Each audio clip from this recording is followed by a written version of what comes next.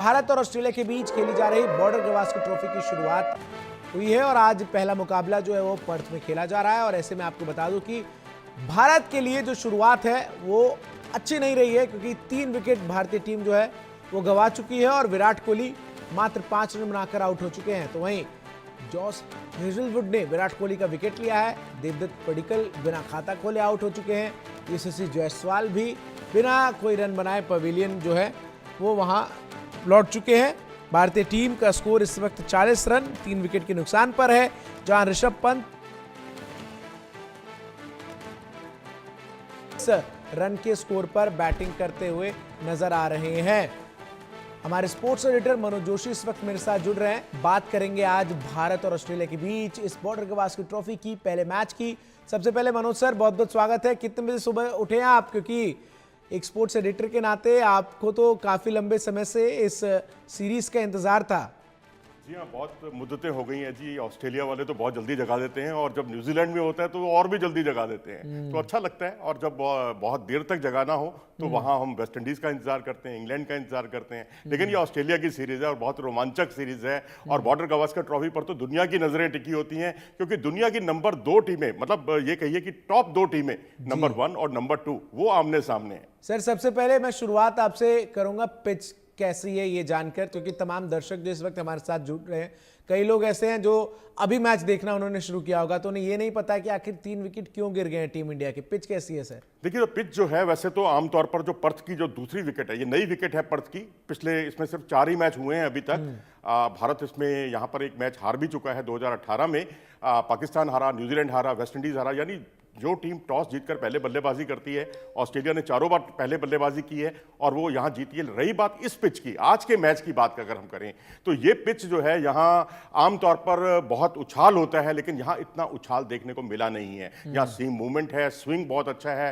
हालांकि दुनिया के जो टॉप 10 सेंटर हैं, जो अलग अलग स्टेडियम जहाँ बहुत गेंद स्विंग होती है, ये वैसा तो नहीं है, लेकिन ऑस्ट्रेलिया में नंबर 1 है स्विंग के मामले में। तेज हवाएं भी चलती हैं यहाँ पर। तो यहाँ क्योंकि लंच के बाद मैं समझता हूँ स्थितियां और ज्यादा विकट हो जाएंगी जब ठोस विकेट होगी, उछाल ज्यादा होगा। लेकिन उसके बावजूद जो हमने 2 विकेट, जो 3 में से 2 विकेट हमारे उछाल पर ही गिरे हैं। अगर आप यशस्वी जायसवाल को देखें या फिर आप विराट कोहली को देखें, ये दोनों आउट जो हुए हैं उछाल पर हुए। और मैं समझता हूं कि उछाल क्योंकि भारत में उतना ज्यादा हमें अभ्यास नहीं मिल पाता, वो एक परेशानी का सबब है। कमिटमेंट आप देखिए, विराट कोहली जिस गेंद पर आउट हुए हैं वो गेंद को वो ऑलमोस्ट छोड़ रहे थे, गेंद बल्ले के ऊपरी हिस्से से लगकर जो है पीछे चली गई, तो इस तरह से उनका विकेट गिरा। और बाकी 2 विकेट भी अगर आप देखेंगे तो वो भी बहुत, मैं समझता हूँ यशस्वी जायसवाल बहुत जल्दी खेल गए। ये ऐसी पिच है, आपने पिच के बारे में पूछा है तो मैं यही कहूँगा, जितना आप गेंद को बल्ले के नज़दीक खेलेंगे, अपने शरीर से नज़दीक खेलेंगे, उतना अच्छा रहेगा। लेकिन यशस्वी जायसवाल थोड़ा सा गेंद को अपने शरीर से दूर खेले और उसका उन्हें हर्जाना भुगतना पड़ा। मैंने जब प्लेइंग 11 देखी सर, तो जो इंस्टेंट थॉट मेरे दिमाग में आया वो ये कि एक तरफ तो ऑस्ट्रेलिया की प्लेइंग 11 है जो एक एक्सपीरियंस्ड वेल सेटल्ड प्लेइंग 11 नजर आती है, दूसरी तरफ कंपेयर करें इंडिया की प्लेइंग 11 को तो एक विराट कोहली का नाम आप ले सकते हैं, एक जसप्रीत बुमराह का, केएल राहुल भी आप उस लिस्ट में शामिल कर सकते हैं, और ऋषभ पंत। इसके अलावा एक पूरी नई टीम ही मुझे नजर आई इस प्लेइंग 11 में। जी हाँ, बिल्कुल। हर्षित राणा और नीतीश रेड्डी को अगर आप देखें तो ये तो डेब्यूटेंट हैं, अपने करियर की शुरुआत कर रहे हैं। तो अब ऑस्ट्रेलिया में जाकर अपने करियर की शुरुआत करना बहुत बड़ी बात है। और यहाँ भारत ने, और जो टीम है वाशिंगटन सुंदर को हमने तरजीह दी है बजाय कि अश्विन के, क्योंकि अश्विन हम आमतौर पर देखते हैं कि बाएं हाथ के जो बल्लेबाज होते हैं उनके लिए बहुत खतरनाक होते हैं। लेकिन यहाँ भी एक प्रयोग किया गया, क्योंकि उनकी जो उछाल है, क्योंकि वाशिंगटन सुंदर को ज्यादा उछाल मिलती है बनस्पत जडेजा और अश्विन के, इसलिए उनको यहाँ रखा गया। देखिए, पिच यहाँ तेज जरूर है, लेकिन यह मानना होगा कि यहाँ नाथन लायन को बहुत कामयाबी मिली है।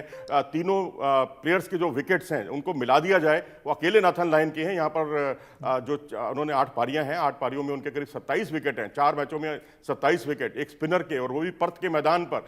तो हम स्पिनर को पूरी तरह खारिज नहीं कर सकते, अभी उतरना है नाथन लायन को भी, लेकिन अभी तेज गेंदबाजों से हमें जूझना पड़ रहा है। और हेजलवुड का जिस तरह से एंड चेंज किया था और एंड चेंज करने के साथ ही उन्होंने विकेट चटकाया पड्डीकल का, वो काबिले तारीफ था। अच्छी सूझबूझ भरी कप्तानी है और मैं समझता हूँ पिच के मिजाज को और कंडीशन को बहुत अच्छे तरीके से समझते हैं ऑस्ट्रेलियंस, और ये मानना होगा कि उसके हिसाब से अपनी स्ट्रेटजी तय करते हैं और वो स्ट्रेटजी में वो पूरी तरह अभी तक लंच अभी हुआ नहीं है, लंच तक के से पहले पूरी तरह खरे उतरे हैं। चुनौती टीम इंडिया के लिए एक सबसे बड़ी यही है कि लंच तक कम से कम अब कोई विकेट ना गिरे। जी हाँ, बिल्कुल 3 विकेट गिर चुके हैं और सबसे बड़ी बात है विराट कोहली आउट हो गए हैं। ये बहुत भारतीयों का दिल टूटा है इससे, क्योंकि ये एक ऐसा खिलाड़ी है जिसने एडिलेड में 3 सेंचुरी बनाई, मेलबोर्न में, सिडनी में कहाँ नहीं सेंचुरी बनाई, पर्थ में जब पिछला मुकाबला हुआ था वहां भी उन्होंने सेंचुरी बनाई थी। यहां पर उनका जल्दी रुखसत होना कई तरह के सवाल खड़े करता है और भारतीय टीम को मैं समझता हूँ थोड़ी अब काफ़ी मुश्किल में है। अब यहाँ थोड़ा देखिए केएल राहुल का जो तजुर्बा है वो बहुत काम आ रहा है, जिस तरह से वो खेल रहे हैं, जिस तरह से गेंद को छोड़ रहे हैं, जिस तरह से शरीर के नज़दीक से खेल रहे हैं, तो वाकई टेक्निकली जितने वो साउंड प्लेयर है। अब देखिए भारत ने 12वें ओवर में जाकर पहला चौका लगाया, इससे आप अंदाजा लगा सकते हैं कि भारत कितनी सूझबूझ से और कितना अपने आप को रोककर अंकुश लगाकर कि किसी तरह से एजेस ना जाएं, और क्योंकि 23 गेंदें करीब खेली हैं उन्होंने पड्डीकल ने, तब जाके वो आउट हुए और वो भी 0 पर आउट हुए। यशस्वी जायसवाल भी खाता नहीं खोल पाए। अब उनको भी अपनी टेक्निक पर सोचना होगा कि जो पिछली 5 पारियों में से 4 बार वो लेफ्ट आर्म पेसर के सामने आउट हुए हैं, तो उस पर भी कई तरह के सवाल खड़े होते हैं कि आप बार बार अपने बाएं हाथ के तेज गेंदबाज के सामने अपने विकेट गंवा रहे हैं। बड़ा मौका है केएल राहुल के पास कि एक फॉर्म को भी वो वापस लाएं और एक जो बार बार उन पर सवाल खड़े किए जाते रहे हैं, चाहे वो पिछला सीरीज हम देखिए जहां पहले मैच के बाद उन्हें दोनों मैच में जो है वो बैठना पड़ा था, तो ये तो परफेक्ट अपॉर्चुनिटी है केएल राहुल के लिए, क्योंकि जो स्टेज इस वक्त नजर आ रहा है इस पूरे मैच में, वहां अगर केएल राहुल टिक कर खेलते हैं तो ही टीम इंडिया जो है वो पहले इनिंग्स में कुछ ऐसा स्कोर बना सकती है जिससे वो ऑस्ट्रेलिया के जो तमाम बल्लेबाज हैं उन पर दबाव बना सके। जी हाँ, बिल्कुल। अगर आप 300 रन यहां पर बनाते हैं तो एक अच्छा सम्मानजनक स्कोर होगा। पॉसिबल है सर 300 रन? मैं ये पूछ रहा हूँ। जी, मैं समझता हूं कि केएल राहुल का टिकना बहुत जरूरी होगा, क्योंकि जैसा आप ही ने कहा शुरू में कि बहुत सारे हमारे यंगस्टर्स खेल रहे हैं, यंगिस्तान है, यंगिस्तान को हम हमेशा अप्रिशिएट करते हैं, लेकिन साथ ही साथ मैं कहूँगा कि जो तजुर्बा है वो बहुत काम आता है, जो केएल राहुल का भी फिलहाल काम आ रहा है और अभी तक वो क्रीज पर जमे हुए हैं। हमें ये नहीं भूलना चाहिए बतौर ओपनर उनकी 8 जो सेंचुरियां हैं, जितनी उन्होंने कुल मिलाकर 8 सेंचुरी बनाई हैं, उसमें से 7 सेंचुरी उनकी बतौर ओपनर हैं। तो इससे आप ये जाहिर होता है कि ये खिलाड़ी किसी भी कंडीशन में अच्छा परफॉर्म कर सकता है, उसका मादा रखता है, और विदेश में उनका परफॉर्मेंस काफ़ी अच्छा रहा है।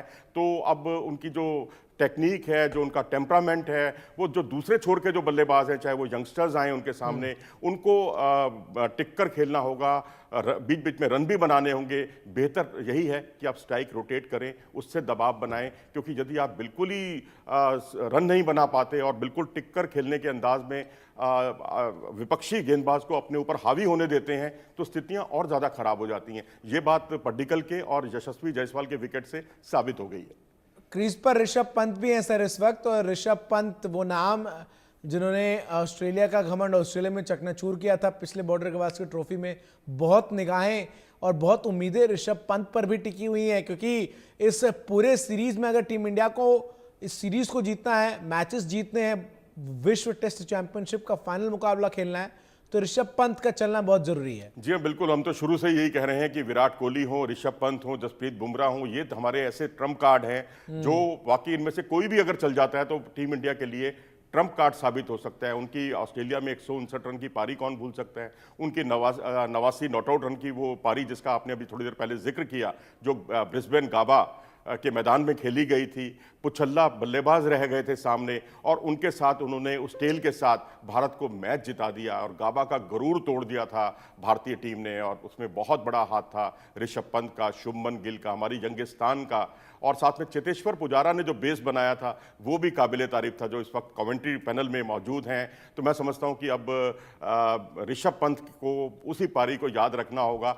और भारत को संकट से उबारना होगा, क्योंकि 3 विकेट गिर गए हैं और ये जल्दी जल्दी विकेटों का गिरना और विराट कोहली का आउट होना जो है भारतीय टीम पर निश्चित तौर पर एक मनोवैज्ञानिक दबाव तो इस समय बहुत है। और ये देखिए हम ऋषभ पंत की बात कर रहे हैं और जो स्कोर में इस वक्त देख पा रहा हूं कि 10 रन के स्कोर पर ऋषभ पंत सर पहुंच गए, और ऋषभ पंत की बैटिंग स्टाइल में हमने ये देखा है पिछले टेस्ट सीरीज में भी कि एक बार वो सेटल हो जाए, फिर ये लगता नहीं है कहीं से भी मनोज सर कि ये एक टेस्ट मैच है। वो फिर अपने फॉर्म में ही खेलते हैं, भले ही फिर वो 98-99 या शतक के करीब हो, लेकिन फिर उसके परवाह वो नहीं करते कि रन कैसे बन रहे हैं, बस रन बनने चाहिए, इस पर उनका फोकस रहता है। बिल्कुल, देखिए जैसे ही परिवर्तन के तौर पर यहाँ नाथन लायन को बल्लेबाजी के लिए लाया गया और वहीं उन्होंने अपना मौका ताड़ा और फाइन लेग की दिशा पर बाउंड्री लगाकर अपने इरादे जाहिर कर दिए। जो इतने ओवर्स के बाद 20-21 ओवर के में केवल 2 बाउंड्री लगी थी, उसमें भी एक एज की बाउंड्री थी जो केएल राहुल के बल्ले से लगी थी। नाथन लायन जैसे ही आए और उन पर उन्होंने अपना मौका ताड़ा और फाइन लेग की दिशा में बाउंड्री लगाकर अपने इरादे जाहिर कर दिए। मैं तो चाहूंगा कि ये चीज उनकी सिलसिला आगे भी चले, लेकिन बहुत ज्यादा ताव में आने की आवश्यकता नहीं है।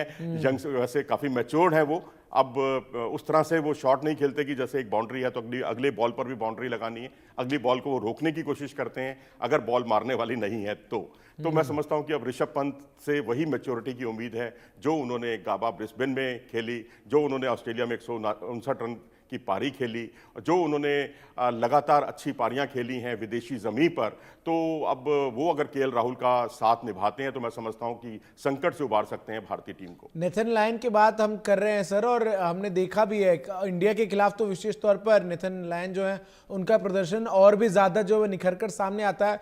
इसके अलावा और कौन से गेंदबाज है जिनसे भारतीय टीम को जो है वो सतर्क रहने की जरूरत है, आने वाले तमाम बल्लेबाजों को सतर्क रहने की जरूरत है मनोज सर? देखिए, एक तो मिचेल स्टार्क तो है ही, और उन्होंने और जोश हेजलवुड ने अपनी शुरुआत की थी गेंदबाजी में, और उसके बाद फर्स्ट चेंज पर पैट कमिंस आए। पैट कमिंस भी ललचाई हुई गेंदबाजी से अक्सर विकेट चटकाते हैं। आज जिस तरह से वॉवल सीम का अच्छा इस्तेमाल किया था देवदत्त पड्डीकल को और उनको जो आउट किया, उछाल पर यशस्वी और विराट को आउट किया, तो मैं समझता हूं ये 3 तेज गेंदबाज तो हैं ही। उसके बाद नाथन लायन है और बाकी मार्श भी गेंदबाजी कर लेते हैं, और पार्ट टाइमर्स उनके पास काफ़ी हैं। लैबुशेन जो कि स्पिनर हैं लेकिन अब मध्यम गति की तेज गेंदबाजी भी करने लगे हैं, तो पार्ट टाइमर्स का भी यहाँ इस्तेमाल होगा क्योंकि गेंदबाजों को रेस्ट भी देना होगा।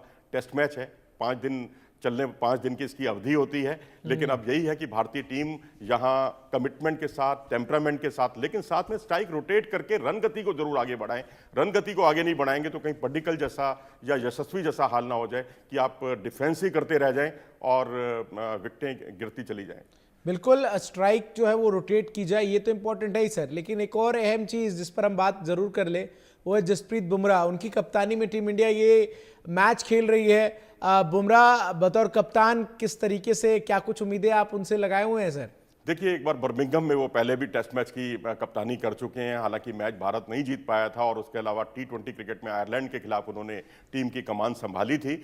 लेकिन अब जसप्रीत बुमराह पर काफ़ी उम्मीदें हैं, क्योंकि अब अगर आप टेस्ट क्रिकेट को देखें, आज के दौर को देखें, तो आपको फास्ट बॉलर जो है कप्तानी करते हुए कमी दिखते हैं। लेकिन क्योंकि ये पैट कमिंस हैं सामने, वो भी तेज़ गेंदबाज हैं, इधर भारत से बुमराह भी तेज़ गेंदबाज हैं।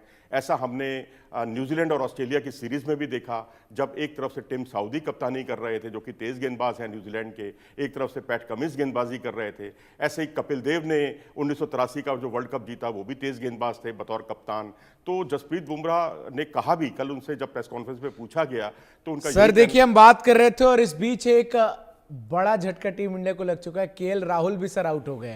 तो केएल राहुल आउट हो गए, 47 रन पर 4 विकेट टीम इंडिया के गिर चुके हैं। और मिचेल स्टार्क, जिनका जिक्र अभी आपने मैच कुछ मिनट पहले किया, उन्होंने केएल राहुल को चलता कर दिया। यानी रुक कर खेलने की जो जरूरत केएल राहुल से उम्मीद की जा रही थी, एक बार फिर से उसमें कामयाब वो नहीं रहे। बिल्कुल जी, टाइमिंग यहाँ थोड़े से उनके गड़बड़ा गए और एज लगा, गेंद बल्ले का बाहरी किनारा लेती हुई विकेट कीपर के दस्तानों में गेंद गई और उन्होंने 26 रन की पारी खेली, 74 गेंदों का सामना किया। मैं तो ये सोच रहा था कि अगर केएल राहुल ना होते तो शायद हमारा विकेटों का गिरने का सिलसिला और ज़्यादा होता। उन्होंने काफ़ी देर तक संभाल कर खेला है, लेकिन लंच के बाद स्थितियां और ज़्यादा विकेट होने वाली हैं, आसान होने वाली नहीं है। ठोस विकेट होगा और वहां पर मॉइस्चर भी कम हो जाएगा, गेंद पर उछाल, विकेट पर उछाल भी ज़्यादा होगा, और उछाल में जिस तरह से भारतीय खिलाड़ी फंस रहे हैं, क्योंकि अभी ज़्यादा उछाल नहीं है तो भी हमारे लिए वो चुनौती बने हुए हैं। तो यहाँ 4 विकेट गिरना वाकई मैं समझता हूँ ऑस्ट्रेलिया का अपर हैंड है इस समय। अभी लंच हुआ नहीं है, लंच से पहले ही ऑस्ट्रेलिया मजबूत स्थिति में है, क्योंकि केएल राहुल और विराट कोहली जैसे 2 दिग्गजों के विकेट भी गिर चुके हैं। और बुमराह की कप्तानी की हम बात कर रहे थे, और इसके अलावा अब जो बैटिंग नजर आ रही है, बॉलिंग की अगर हम इंडिया की बात करें सर, जसप्रीत बुमराह पर तो दारोमदार है ही है। और साथ उनका मोहम्मद सिराज देंगे। क्या आपको लग रहा है कि ये जो प्लेइंग 11 सेलेक्ट की गई और ऑस्ट्रेलिया के पिचेस के हिसाब से एक और तेज गेंदबाज होना चाहिए था? नहीं, हर्षित राणा को टीम में मौका मिला है और साथ में नीतीश रेड्डी खेल रहे हैं। हालांकि नीतीश रेड्डी के पास ना तो तजुर्बा है, फर्स्ट क्लास क्रिकेट का भी ज्यादा तजुर्बा नहीं है, सिर्फ 23 मैच उन्होंने खेले हैं। वाइट बॉल क्रिकेट में जरूर उन्होंने अपनी मौजूदगी का एहसास कराया पिछले दिनों बांग्लादेश के खिलाफ जो उन्होंने हिटिंग की थी। लेकिन आपका सवाल क्योंकि गेंदबाजी पर है, तो गेंदबाजी में यही है कि नीतीश रेड्डी को अभी काफी कुछ सीखना है, लर्निंग एक्सपीरियंस है। लेकिन यहाँ लर्निंग एक्सपीरियंस से काम नहीं चलेगा। इंडिविजुअली तो आपको उसका फायदा हो सकता है, लेकिन टीम के लिए आप कितने काम आ सकते हैं, इस वक्त सबसे महत्वपूर्ण यही होना चाहिए। और हर्षित राणा के लिए एक गैम्बल इंडिया ने खेला है, एक जुआ खेला है, मैं समझता हूं, क्योंकि एक युवा खिलाड़ी जो सिर्फ 10-11 फर्स्ट क्लास के मैचेस खेला है, लेकिन जिस तरह से उनकी गति है, जिस तरह से हिट करते हैं गेंद को विकेट पर।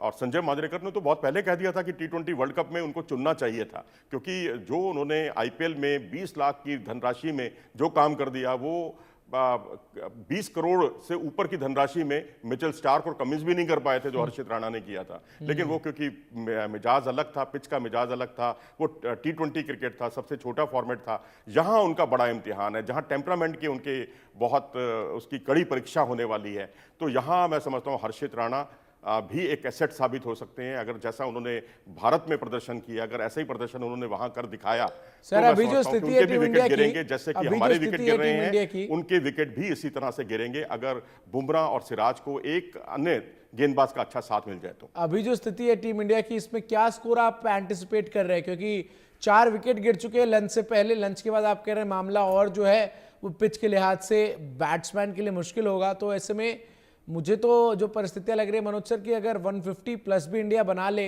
वर्तमान परिस्थिति में, हाँ बनस्पत ऋषभ पंत टिक कर खेले और आने वाले बल्लेबाज जो है अगर टिक कर खेले, 200 तक का भी स्कोर अगर टीम इंडिया बना लेती है तो फाइट में टीम इंडिया रह सकती है। देखिए, निचले क्रम में हमारे पास बल्लेबाज हैं, वाशिंगटन सुंदर हैं, नीतीश रेड्डी बहुत अच्छी क्लीन हिटिंग करते हैं, अच्छी बल्लेबाजी करते हैं। अब बस वो टेक्निकली कितना अपने आप को एडेप्टेबिलिटी उनमें होती है। गौतम गंभीर या जो हमारे स्पोर्ट्स स्टाफ से उन्होंने पिछले कुछ दिनों में नेट्स पर क्या बल्लेबाजी की है, किस तरह से उनका प्रदर्शन रहा है, वो देखना दिलचस्प होगा। लेकिन हाँ, 150 रन तक ही अगर आप पहुंचते हैं तो ये आपके लिए फाइटिंग स्कोर नहीं है। आप अपर हैंड ऑस्ट्रेलिया का ही रहेगा, यहाँ 250 प्लस का स्कोर आपको बनाना ही होगा, नहीं तो आपके लिए मुश्किलें खड़ी हो जाएंगी दूसरी पारी में भी। और क्योंकि हमारे जो गेंदबाज हैं, हमें वैसे चिंता इसलिए नहीं करनी चाहिए गेंदबाजी को लेकर, क्योंकि पहले भी हमने देखा उमेश यादव और नवदीप सैनी और इस तरह के प्लेयर्स थे हमारे पास बॉलर, उनके पास भी तजुर्बा नहीं था, लेकिन हम उसके बावजूद सीरीज जीत कर आए थे।